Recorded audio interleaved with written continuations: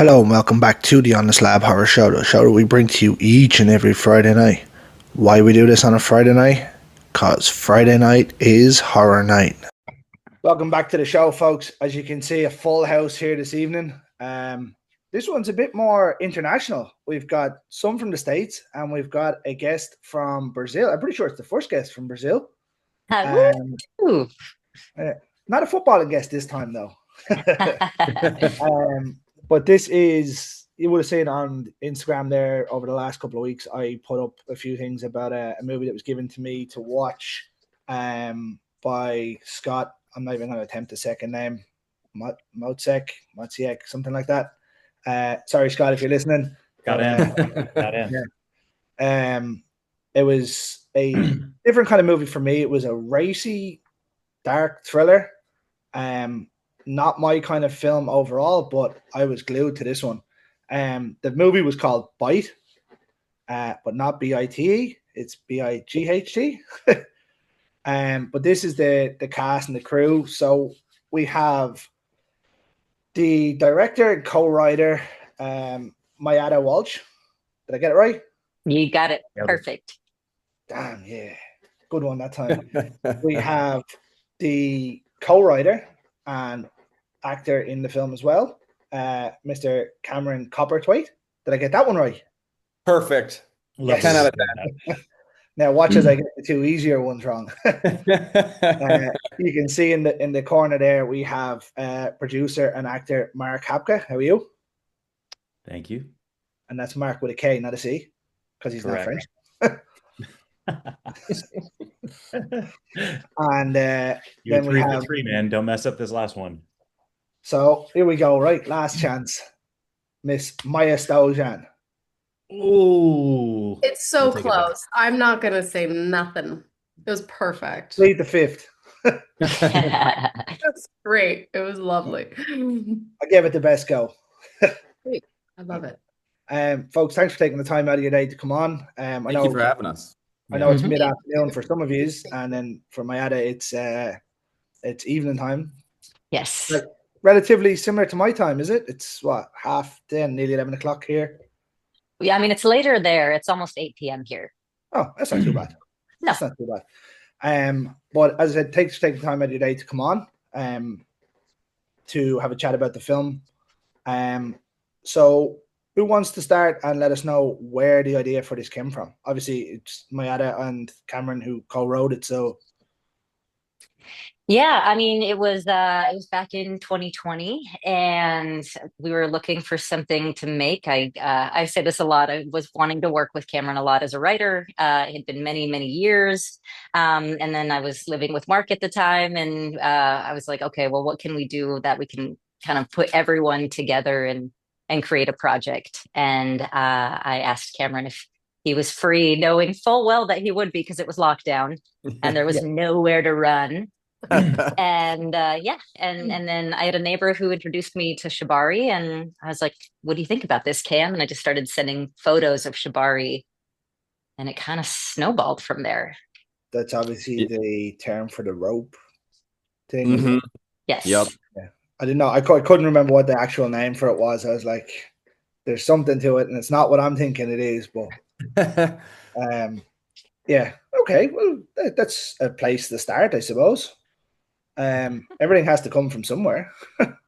Oh yeah, and it was I didn't know anything about it, that the Shibari art form, until we started to make this film. It was like an interest, like I think I had seen like images and pictures and stuff, but I didn't know until we started doing it about all like the rules and the consent and the partnership and the tire versus the tie and all of the intricacies that go along with like the relationship between your partner, you, and the ropes, as it kind of acts as this like, I don't know, third character in someone's relationship in an odd way. And like it was a really fascinating thing because like the writing and the acting and stuff just feels like I've like learned more about history researching a role than I ever did in school. And it kind of feels very similar. So when Maiara presented this, I was sort of excited by the idea of like, oh man, this is new. This is fresh. This is something I've never seen on screen before. So we kind of dove in head first and tried to honor what we could about that art form as we kind of, for lack of a better pun, tied into our movie. That's a great pun. That is a great pun. Yeah, that's what they pay me for. I mean, I'd love to be a fly on the wall when someone introduced you to that art form. Like, Hmm. how does that even come up in a conversation? Have you seen this rope play?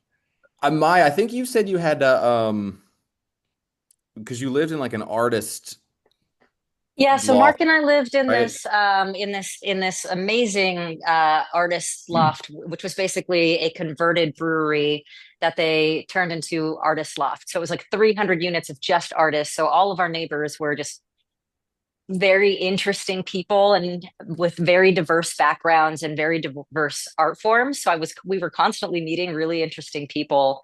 And it just felt like a really good tool to use between four characters to really think about the ties that bind us in our relationships and in life in our partnerships. And I remember when I gave the script to Mark, I think I like tied it in some kind of red fabric with like rope around it. Like, here you go, it's ready. I think I remember you sending me a picture of that before you like sent it to me. Like I'm gonna like it was like a whole presentation, and I It was like, was. It "That's had a so little cool." note and everything, a little note to talk about how excited she is to create this and these characters that they both wrote. I Nice. didn't know that. That's so cool. Yeah, You got left out of the rope on the I on did the not script. get a rope on my script. I did not. You got a lot of rope in the movie. That's Yeah, That's fine. right. Jonathan. You got knew to spare you. more than enough rope. My script got tied up, you got tied up. Okay. You know, Big difference. I That's was true. like I have no difference that it'd never be something that I've thought of or looked at. But to me, like the scenes in that when you were tied up, I was just like, no, that's got all sorts of bad news wrote all over it. Yeah. And I get that it's probably safe and when it's done right, but to me, I was just like, no, no, That's that's not happening. similar to how I felt, probably, just looking at them. But I mean, I can see it as beautiful, though. It is such a incredible art form, and to those who enjoy it, cheers to that. Obviously, everyone to their own. It's just for me, I was looking at it and I was like, no. It's like when I see people that go to the beach, I'm like, no. Fucking hate the beach. I hate the beach. Irish. Maiara was a trooper for, those ropes are not comfortable, which we discovered in the doing. Like even me just Yeah, being you did too. even mine, which is significantly less intricate, I was like, I think my limbs have fallen asleep. So, it was Maiara, you were a trooper to get up there and do. I mean, that's leaving it all in the field, when they say film is forever, that is an example of why they talk about it. Yeah, I mean, I do hope this is the most uncomfortable I'll ever be on set. I'm hoping in some way, but you Better never knock on wood know. real quick. Wait, You never know. wait for the sequel or the I'd be prequel. down. I'd be down. I don't know how I'd come back. No, The ghost of Naomi. Spoiler alert. yeah, that's probably a spoiler right there. Probably we'll cut it in post. Yeah. Oops. Oh, Uh, yes. I didn't even think about that. This is I'm a like, I'm paranormal assuming everyone's film. seen it. Yes. so obviously, at the time of we're recording this, it's been out for just over 2 weeks, Hmm. and I didn't like obviously I don't know Scott.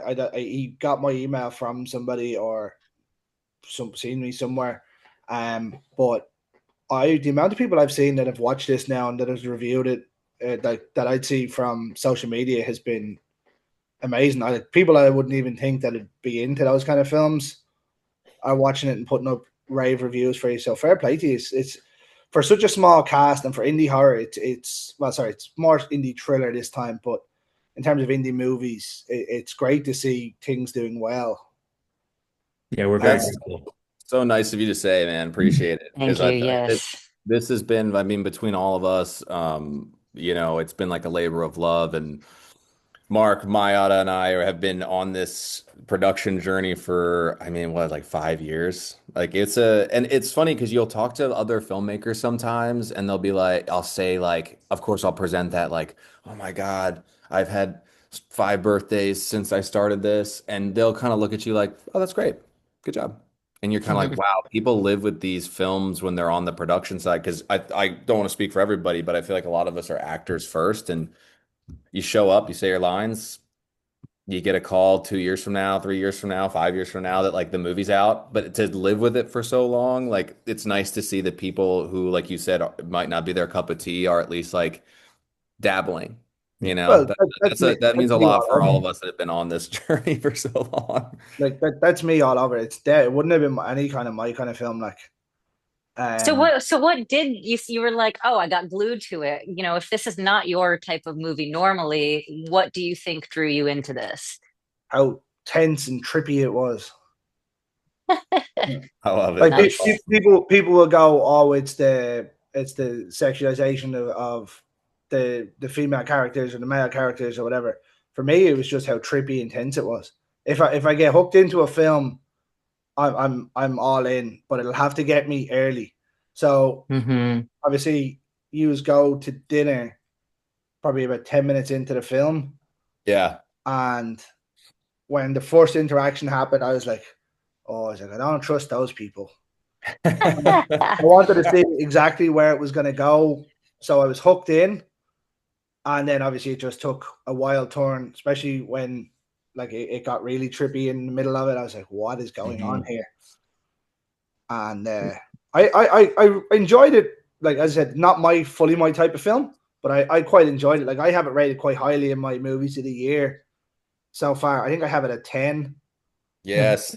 Thank Big you. top Out 10, of 10, baby. right? Out of 10? No, not out of 10.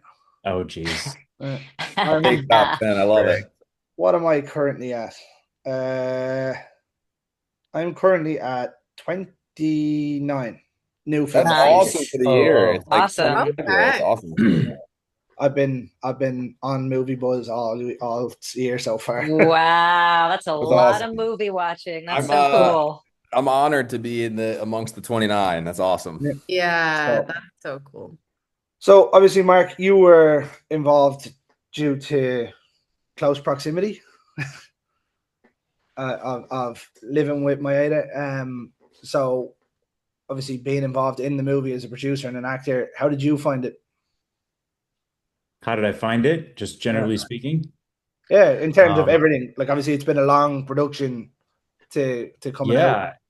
yeah, it's been a lot, and as Cameron mentioned too, like we were wearing a lot of hats. So as soon as this was presented, it was, we had decided that the three of us would produce this and pull whatever elements that we had in context we had together because we were rubbing pennies together out of our own pockets, and we were coming out of a pandemic with no income for however long that was, and so it started small, and we started throwing what little bit we had.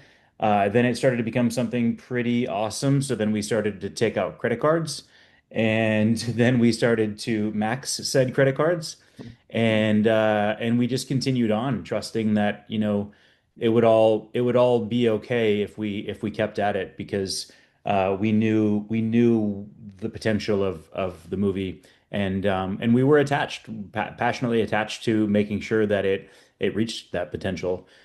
So yeah, it was very intrusive to have your living space completely consumed by production and having your walls painted different colors and months of and wallpaper and all these things going in place and kind of just waking up each morning and making your coffee amongst the chaos and getting on with it. But we were pushed at one point because of COVID, and we wanted to do everything the right way and the safe way. So it gave us the luxury of a couple months of rehearsals, which most productions, especially at this level, don't have. So that was a great experience, and also just going along the whole process and like you said, being in close proximity to Mayada, it's like we were able to kind of check in with each other throughout the day on what needs to be done and what's going to happen. Mayada's like, all right, grabbing an IPA from the fridge. She's going to go make some art pieces downstairs, and I'm going to go see if I can negotiate with this, cowboy grip that about his gear and ask him if he can come work for pennies and offer up some of his crew and just doing whatever we can to make sure that this got the best shot that it could. And I think that we definitely nailed that from the beginning all the way through post-production because we have some pretty fucking awesome people on our team that we had no business having, and we're very, very, very grateful. One thing I will say, what I noticed with the actual film itself, obviously, Maida, you directed it. Mhm. To me, it doesn't look like an indie film. Great. Um, no, that's no hit on indie films. I fucking love indie films. Like I Mhm. watch a stupid amount of indie horror films, like a stupid amount, and they go Mhm. from being amazing to absolutely atrocious. But Mhm.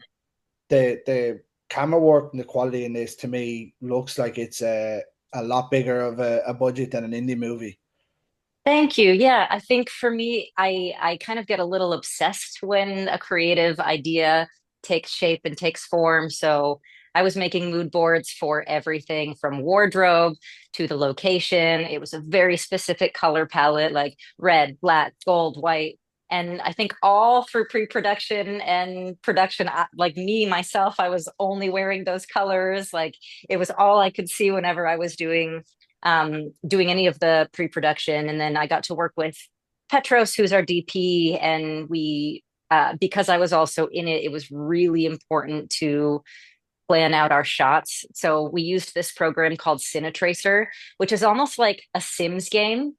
Except you can move around actors, you can move around camera angles, you can move around lighting, so that by the time we started, we really knew, at least for the most part, what kind of shots that we wanted.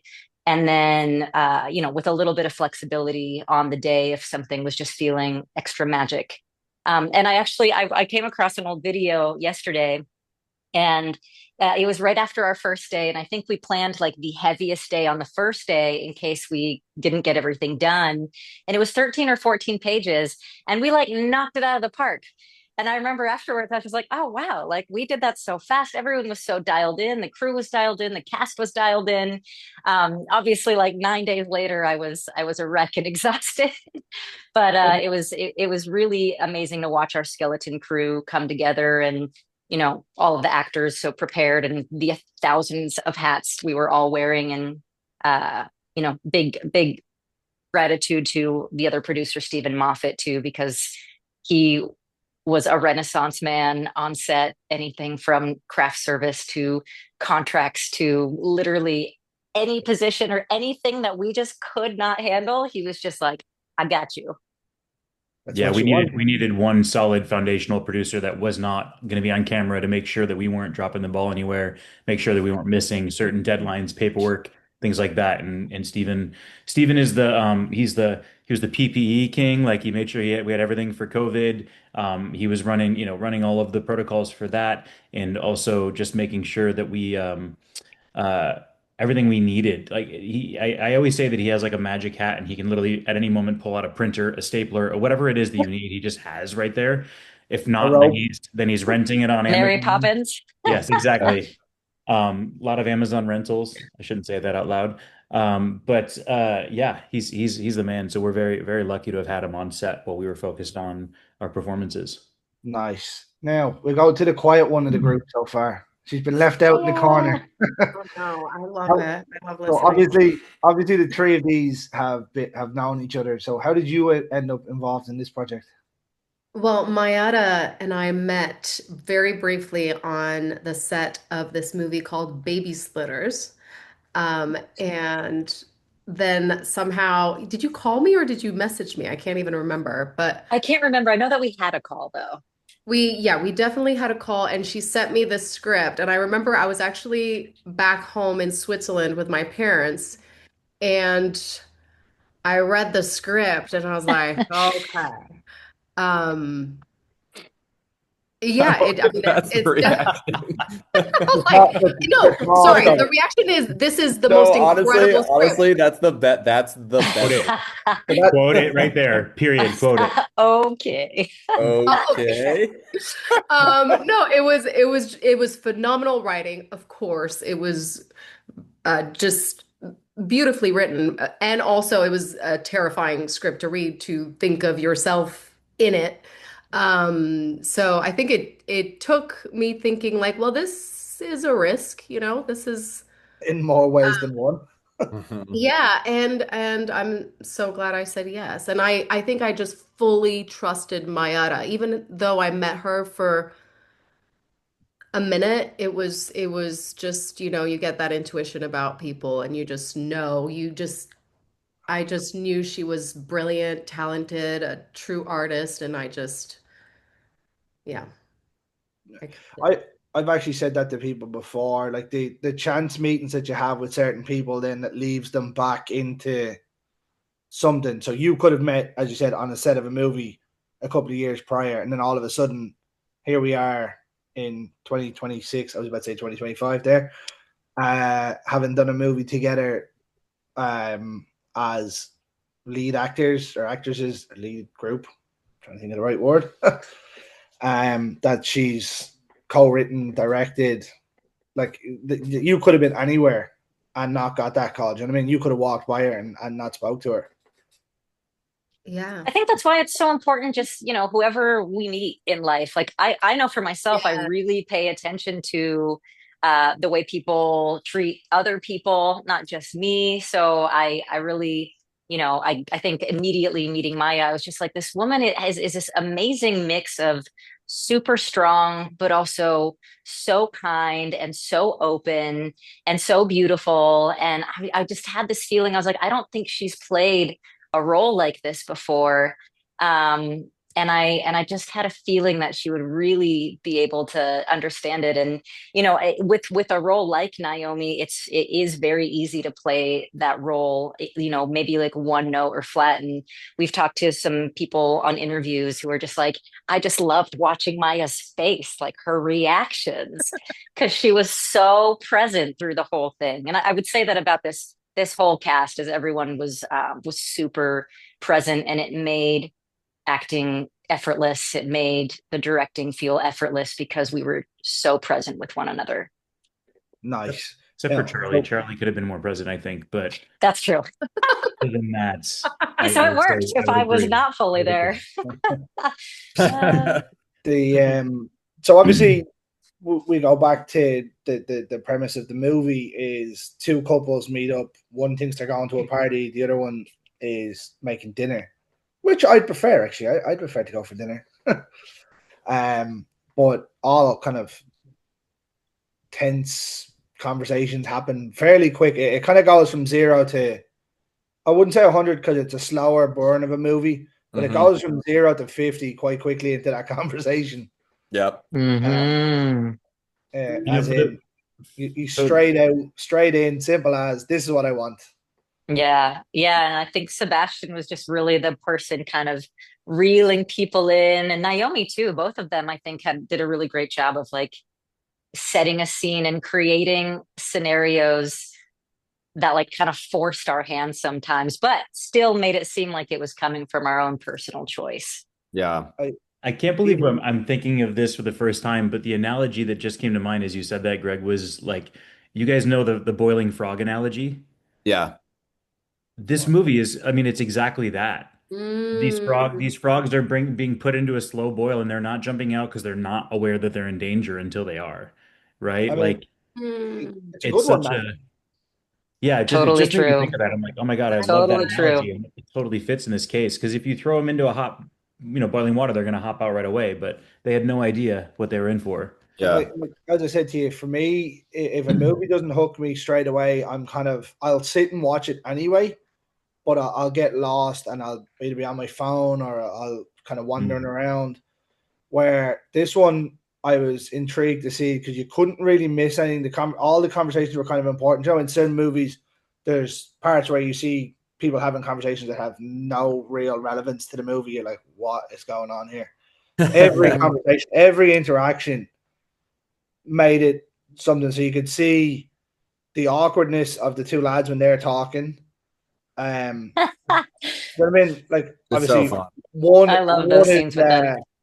one is more awkward because of a previous interaction Yeah. in the relationship, which is Yeah. fine, and I get like that whatever people have and thing, but like that obviously could happen, which is fine. I thought that was a very good way to do it because normally in films, if you see someone where they've had that kind of a relationship, it just gets on as if it's normal. Do you know what I mean? Yeah. And that might be for some people, and that's fine, but not everyone's going to feel that way. They might think it's a great idea, and then it happens, and you're like, oh, balls.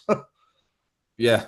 So I thought the writing was really good on it, where like you could see people becoming uncomfortable with the conversation or the ideas floating back, and then they had that cut flashback scene. I was like, oh, yeah. I had it in my mind, but I was like, that really just thing shows you why everyone's annoyed. We're not annoyed, but edgy. Tense. Yeah. There's attention. Yeah. And that's why it's so awkward to like, oh, it's fine if you're in a big party setting and you don't have to really interact one-on-one with people, but then you're forced to be sitting at a dinner table, glued to this table, with people that you probably don't want to be having a conversation with in that way right now. Yeah.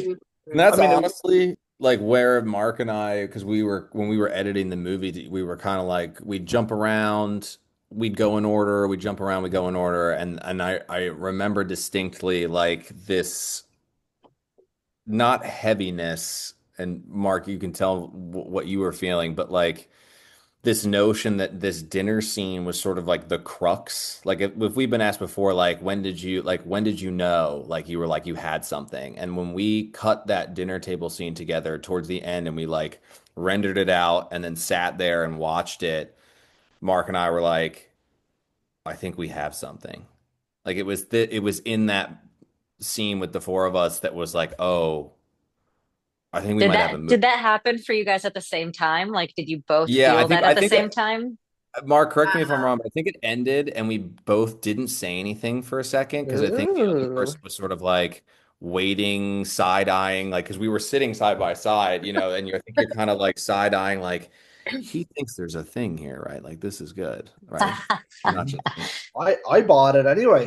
And then I think I can't remember who spoke first, but we were just like, we got it, dude. It was like one of those. It was one of those like huge moments, You had that one night at Roxbury moment. Exactly. You nailed it, man. Like the knowing that because we knew, I mean, it's a 10+ minute dinner scene. Like if you don't nail that, like you're screwed. You're gonna lose people's attention, and then you've not gotten off on a run. You're in trouble. But the pacing was great, and I think the moment Cameron was like, we're like, man, this flows so well already, and it's working so well, and we haven't even put music to it yet. Yep. And we know the music's going to help, and the other elements, the color, like we're sitting there looking at raw, like really rough sounding footage, and we're like, this is engaging already, which means we're in great shape. So we were very happy when that happened. But we knew. I also think the first moment we knew we had a movie was in the dinner scene too, when it's that classic shot of Naomi digging into the natto with her chopsticks and that slow pull love that ends up to her shot. mouth. And she's framed beautifully by this golden circle, like artwork by one of our artists. And she just says her moment, does her eye roll, her little glance at Sebastian. We're all behind the monitors being like, this is awesome. So like we knew we had a movie. We knew that we knew we were doing something. We didn't know if we'd have a full movie, but we knew that there was some special elements to it because of that scene, I think. And as you said there, like if you didn't get it right, you lose people. And for me, if it wasn't done like that and didn't go that way, I was gone. Like my head would have been gone. So I was intrigued then of to see where it went and the conversations happen, and it gets later into the movie when people are tripping, which was pretty funny. And I tell you what, the camera work for that with the fuzzy lenses, whatever way it was done, was so good. I was like, have I had any of this? Good. The answer is yes. The answer is yes. It's always yes. I was like, have I had any? No. Do I want some? Yes. So when the DVD comes out, the edge of the DVD is going to be laced with a little something to help with the viewing experience. That's part. Everyone's just like licking their DVD cover. Remember, like The Simpsons when Homer's licking the frog. Yeah. There you go. I know we're some of these are a bit tight for time, so I don't want to hold you all evening. So it was a fly-in visit for this one. But as I said, the movie is in my top 10. I know we're only in Thanks, February. Greg. But I really enjoyed it for what it was. I wish you every success with it. Thank Thank you. you. Thank you. Is there going to be a physical release? Do we know? A physical media release? Yeah.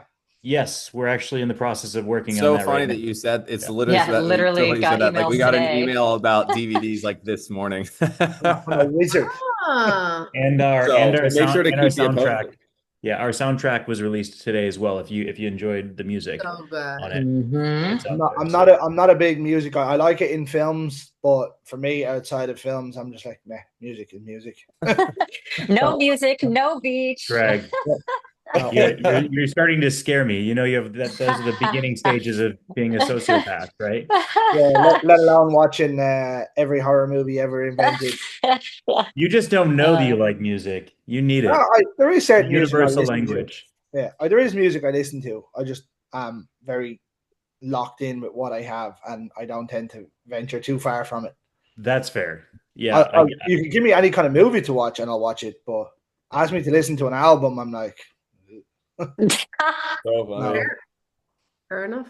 we'll put this one on in the background and just go about your life, and it'll give you a nice little soundtrack. I'll Little see. trippy. I'll see if I can find some rope along the way. oh God.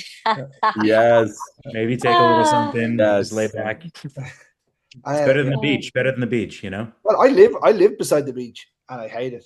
I hate sand. Wow. Hate Wow. sand. Sand is bad Oh. for you. It goes everywhere. Greg, how do you feel about dogs? I like dogs. Okay, Okay. then we're okay. Good. We're okay. We seen one teddy bear before you even came on. Yeah. Cam brought Oh, it. did you Yes. bring on the teddy? I did. Ah, dude, Cam's She's dog is sleeping the now. cutest.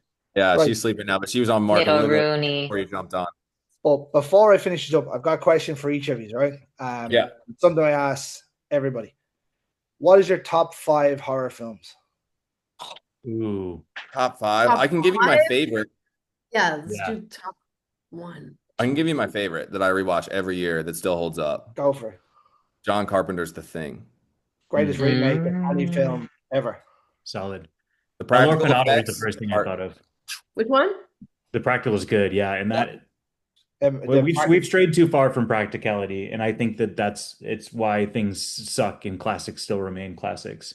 if you rewatch it today, you're like, damn, this still holds up. And it's scary because it's like there. Like it's I'm him and Han about letting my 9-year-old watch it. you gotta Just do it. just let him in. Let him It's in. better to do it now. I let him watch Jaws a couple of months ago. Don't let him watch Bite until he's at least 18, please. Please. That might be a conversation for a different thing, but Yes. yeah, no. So he's got ADHD and There autism, and she is. he was at me for There she watching Jaws. is. Greg, whatever you're saying right now, nobody hears because there's a puppy in frame. It's no true. one's even paying attention. Here, Greg is talking about his autistic child, and they're all like, "Oh, puppy." Oh, Hello, Greg. Hello. Sorry, Greg. No, Sorry, it's all right. Greg. No, It's Rooney's fault. he was at me Right. to watch Jaws. She just Mhm. likes everybody on here. She Did just wants- wait. Did he watch Jaws then? He did, yeah. He sat there and watched Wow. 2 hours and 9 minutes. He did not move off the sofa. Oh wow. Wow. He gave out hell to me for not telling him the Quint was going to die, but Mhm. that's for a different story. But I'm starting to get there. So the thing is one that I'm him and Han about letting him watch. it's so good. I rewatched it like a month ago and I was like, God, this is so good. I have to be fairly strategic because obviously I don't want nudity or things like that in it. So I'm like, I have to pick and choose. Yeah. So, There. Well, look, as far as horror for me, the first thing, as soon as you said, the first thing I thought of was El Orfanato, Guillermo del Toro's The Orphanage. El Orfanato, oh, it's so good. Oh, that So was good. probably hands down one of my favorite horror movies. It's super grounded, very smart, visually stimulating, and that one I find myself returning to. I also I love. I mean, I don't know if Donnie Darko is considered a horror movie, but Donnie Darko is one of the reasons why I started making movies, and also you can hear a bit of Michael Andrews' influence in the music and the score because I love his music, and it follows is pretty solid. If you guys have never seen that, the premise is just simply that this That movie's awesome. yeah, entity, like this entity, as soon as it's attached to you, wherever you go, no matter where you run to in the world, it will slowly walk towards you. So Ugh. like if you fly until you I don't want to give it away, but I until know, you do I know what something I to know what pass the it on. premise is for it. Yeah, yeah, Yeah, yeah. It's a wild movie. Right. But yeah, those are probably top three. There's lots of I think I'm more into like horror thriller sci-fi than I am in like straight that's fair. horror. Yeah. That's fair. I figured I had to throw a horror question in, being a horror podcast and all that. But Yep. Sure. Yeah. I want to hear Mayada's and Maya's. Man, so I don't watch horror movies anymore because from the age of 10 to 16, that's like all I watched religiously with my next door neighbor and best friend. And it gave me insane night terrors because I already have an overactive imagination. I mean, we watched everything from like all the Texas Chainsaw Massacres to The Last House on the Left to all the Halloweens, every slasher movie alive. And yeah, I don't have the same tolerance for it anymore because I get sucked in too quickly. I think I watched Hereditary for the first time That's this Yo, last that year, movie and is I was like, fucking crazy. I hate that movie. whoa. that movie But belonged in the Oscars. yeah, but I mean, I love how, I mean, I'm a big fan of more like psychological thrillers like Get Out. But I felt like even Hereditary, it like, I think Cameron, you've said this at one point is like, there's the genre, like there's a deeper theme that is just kind of encapsulated by the horror genre. Hmm. And so I find it more interesting when there is kind of like a deeper theme to it versus just like a slasher film. Yeah. You have a hard time with the visceral stuff, Maya. Like I that do. the physical. To mess with me, Mark will just like explain things in extreme, disgusting detail, and it's awful. Like I hate it so much. Because I know the picture she's painting is even far worse than what I'm describing. He'll do That's why sound effects too. that movie Bring Her Back, whatever that new one that's out, don't watch Oh that. my Oh, God. it's so good. It's so Oh, good. God. But it's so visceral that I cringe, and I'm That, like No, that can't do scene it. in the kitchen. I'm a tough crowd on that. Yeah. So it was hard to watch. Oh, It was I very hard to enjoyed that. watch. And then What- Man Bites Dog, I have to throw that in there too. Man Bites Dog is a fucking like one of the most fucked up psychological like horror movies that exists, and it's very difficult to watch. Very difficult. If you've not What seen about it. you, Maya?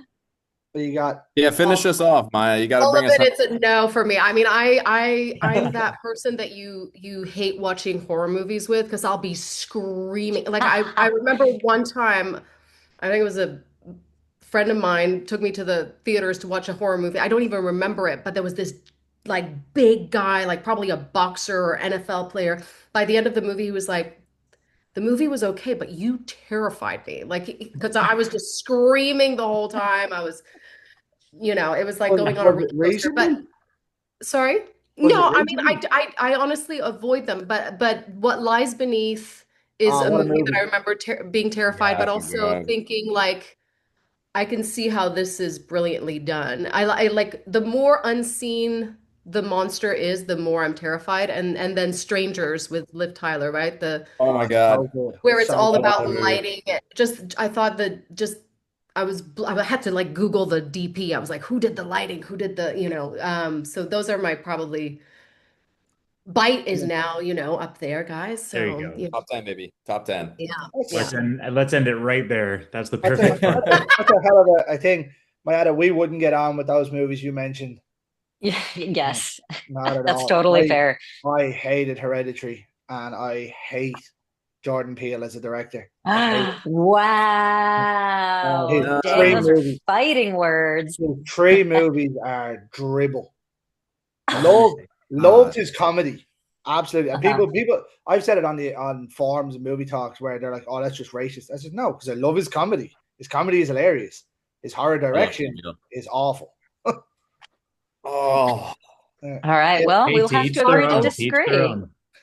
I'm sorry, guys. I have to go. Okay. You Thank you guys very are much. Thank awesome. you. Greg, Thank so you. lovely meeting you. Thank you, thank you, thank you all. You stay Thank on. you. but Bye, Mike. See you later. Bye. Bye. So I was trying to get it off before so she didn't have to drop. I'll tell you what then, just because if everything, I'll throw you the last question I ask everyone and then I'll let you go. Right? Awesome. Great. This one comes with a caveat though. This episode never comes out if you don't hit the right answer, right? Oh boy. So I want your top 5 John Carpenter films, but there's only one answer that's correct that has to be in at least one of the 3. Top 5. Or they don't even have to be a top 5. Just give me All right, 5 that you I'll give you I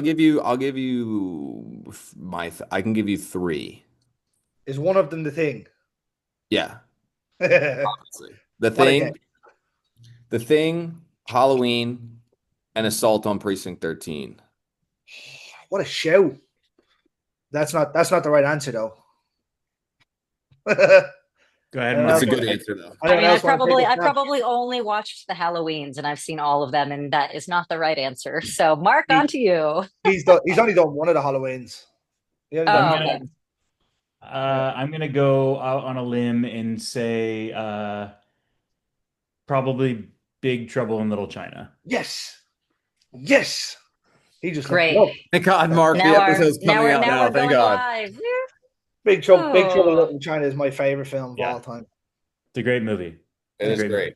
great. Absolutely Yeah. unreal. And But as I said, I don't want to hold awesome. you. I know it's ease of time constraints and stuff today. So Well, I thank you will so much for Yeah, having us, thank you man. so yeah, much. thanks, Greg. Thanks for having us. absolutely. And I appreciate every success with the movie.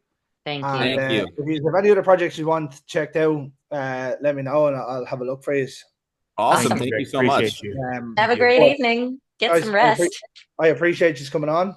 Thank And what you. I'll do is I'll finish this the way I finish every single Friday night, ladies and gentlemen. In the words of the great George A. Romero, stay scared.